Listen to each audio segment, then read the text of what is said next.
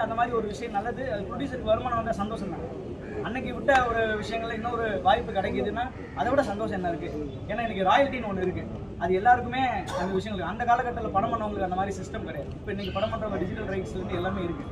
So அது எல்லாமே இனி வர தயாரிப்பாளர்கள் கரெக்டாக அது ப்ரொடியூசர் கவுன்சிலுக்கு வந்து அவங்களாம் வந்து கரெக்டாக கைட் பண்ணாங்கன்னா 100% ஒரு சிறு தயாரிப்பாளர் இல்லை எல்லாருமே சேஃபாக கூடிய. இப்போ இவர் வந்திருக்காரு, ஒரு 2 கோடி ரூபா படம் போடுறாருன்னா அந்த 2 கோடி ரூபா வந்து அவங்களுக்கு கிடைச்சிட்டாலே போதும். எக்ஸ்ட்ரா லாபம்ன்றது அடுத்து.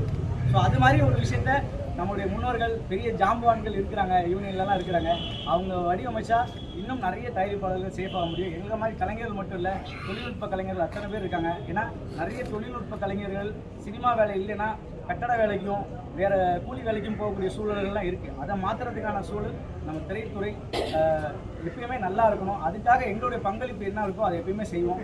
ஸோ எங்களுடைய பொறுப்பு இன்றைக்கி என்னுடைய தகுதிக்கும் என்னுடைய வயசுக்கும் என்னுடைய அனுபவத்துக்கும் நான் என்ன என்னால் முடியுமோ அதை இந்த திரையுலகத்துக்கு அர்ப்பணிச்சிருக்கேன். அது மட்டும் இல்லை, உதவும் மனிதம் அறக்கட்டளை மூலிமா என்னுடைய நண்பர்களை இணைச்சு என்னால் முடிஞ்ச உதவிகளை நான் வந்து முடிஞ்ச அளவுக்கு செஞ்சுட்டு இருக்கிறேன். இது பிளாக் பார்ட்டி செய்கிறதில்ல, நான் வந்து ஒரு பாலம் தான். இப்போ பணம் கொடுக்குறவங்க யாரோ நான் போய் செய்கிறேன். இந்த மாதிரி இந்த சமூகத்துக்கும் என்னால் செய்கிறேன். கண்டிப்பாக திரைத்துறைக்கும் என்னுடைய வெற்றி இன்னும் அடுத்த கட்டத்துக்கு நான் போகும்போது நிச்சயமாக நான் எல்லாமே நான் செய்யணும்னு ஆசைப்பட்றேன். கனவுகள் இருக்குது, இறைவன் வழி விடணும். இது எல்லாருடைய ஆசீர்வாதத்தோடு அது நடக்கும் நம்புறேன்.